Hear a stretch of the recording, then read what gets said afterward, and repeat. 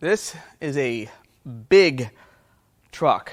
And this was kind of a unique one because I would normally never have a video on a parts car here, although I did one on a burned up Miata. It was probably a while ago. But this one is a unique situation. So my parts cars come from all over the place. I buy them from Copart, from insurance auto auctions, all over the country, mostly around the Midwest. Sometimes I get cars from tow lots. Sometimes I get cars off the street. People want to sell me their car. They don't want to fix it. Condemned cars from repair shops and body shops. But it's not a ton of cars. I don't get a lot of cars here, kind of a small footprint.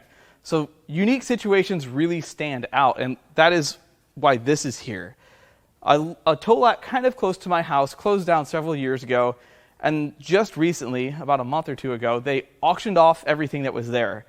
Obviously, it was so close. They had a bunch of cars, so I went and I previewed everything. And I bought 5 cars, and I bought a couple tools and some other stuff for around the shop. And this was one of the vehicles I bought, a 2006 King Ranch with giant wheels and tires, even bigger stacks, and it's obviously been rolled over. But I got a chance to talk to the owner or former owner of that tow lot. This truck has been on their lot since 2011. I didn't know that when I bid it, and that may have changed some things for me because I like taking risks, but that's 12 years sitting with the interior exposed in a field. That's pretty risky.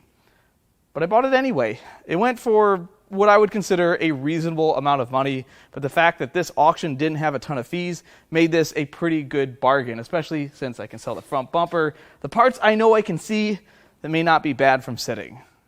Vehicles can end up at a tow lot for multiple different reasons.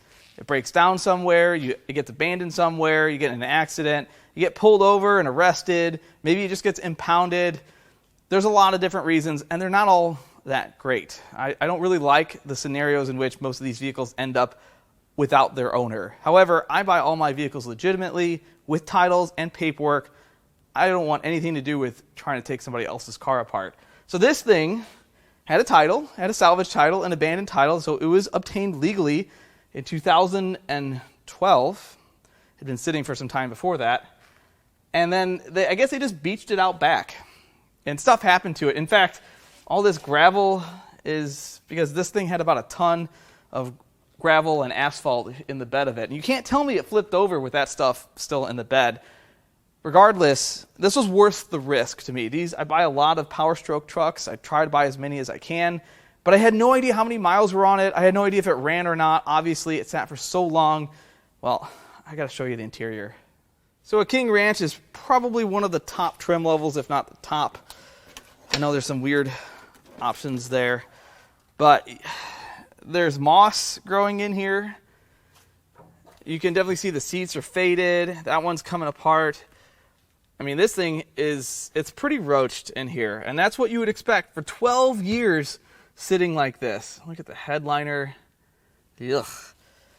There's lots of science experiments going on here. So when we got this thing in, had no key, of course, we try to get everything to run. I'm never going to sell an engine that's just, I think it's good, especially something that went upside down.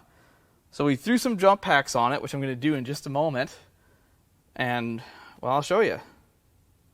The engine bay is mostly stock, which is kind of a rare thing these days. This engine hasn't had head studs. It doesn't look like it's been deleted. It just has this K&N intake and those tractor stacks. That's it. Otherwise, this truck is completely stock with a crazy lift and a giant front bumper and a metal rear bumper. Aesthetic things. But everything looked pretty intact. So now I'm going to put jump packs on it, and I want to show you kind of what we found. It's surprising. All right, so the jump pack's connected. We have our 12 volts. Watch the odometer.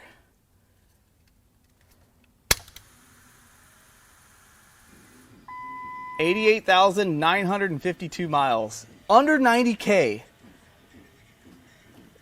And the fact that all this stuff still lights up and powers up, the radios, well, you can't really hear it.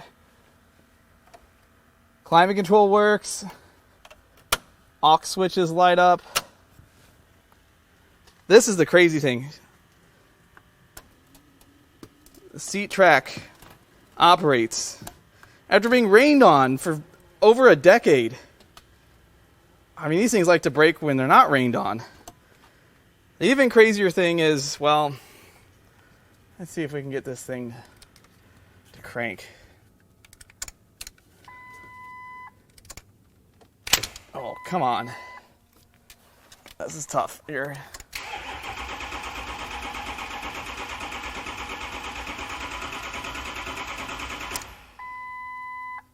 One more time.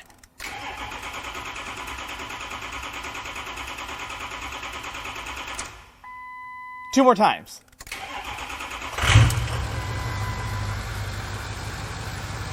This thing is quiet as a mouse. It runs great. How is that possible?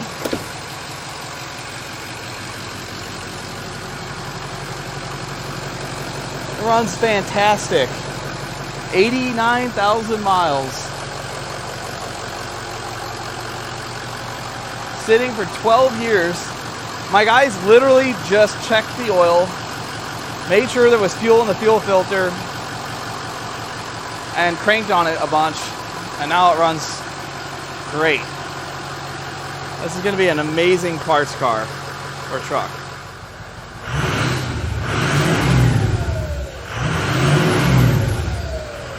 Wait, do I feel air conditioning? No way. No way. Let's turn the temperature down. Oh, it's blowing glass at me. That's probably dangerous.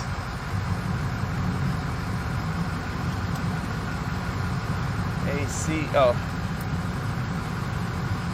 I didn't hear a compressor turn on. There's no way that the AC works. Well, maybe I did hear a compressor. Oh, more glass. What did I do that for? This thing just needs a little bit of body work.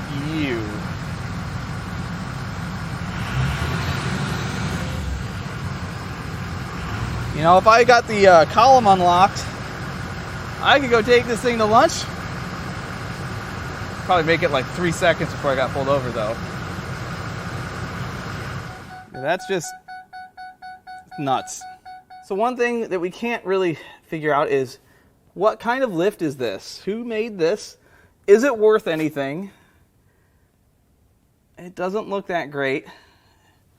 It's obviously been sitting. It's got a red drive shaft. It must be hot. Any tips on what brand this is or if it's worth anything would be great. I think by its condition, it's probably not that expensive.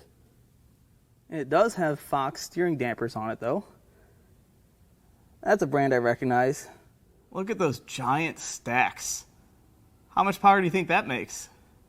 I read all of the comments. I know you guys don't think I do, but I see a lot of comments that mention, well, I'd never buy a Dodge for that reason, or that's what you get for buying a Ford, or GM sucks. Look, it doesn't matter what the vehicle says, what the badge says on the front. All manufacturers are capable of making a great vehicle and a terrible one, but make no mistake, there is a human out there that will destroy the most reliable and robust bulletproof vehicle out there. That's just how it is. There's always going to be outliers. It doesn't matter if it's gasoline, if it's diesel, if it's electric. Someone out there will find a way to ruin it. We've seen it time and time again on the channel. But this, I never expected this to power up, all the electronics function, let alone run, and run great. It runs super smooth. We didn't have to add fuel or anything. It just fired up after cranking for a few minutes. That's wild. And I'm not a big 6-liter fan. I'm really not. But I could cab swap this and drive it. No. It's a parts truck. We're not doing that. I don't need more projects. So if you'd like to buy any parts off of this thing or anything else I've torn on the channel, or if you want to peruse our inventory, see what other parts cars we've got in, you can go to Importapart.com. We have all of our inventory out there. If you don't see what you're looking for, you can fill out our part request form, which sends us an email of exactly what it is you're looking for. I'll also leave our email in the bottom of this video. I know this was a strange video. The last Silverado truck video I did, another truck that came in for parts that I ended up saving, it got a lot of positive comments, a lot of positive feedback. So I wanted to show you guys some other aspects of this industry, and hopefully I did a good job today at doing that.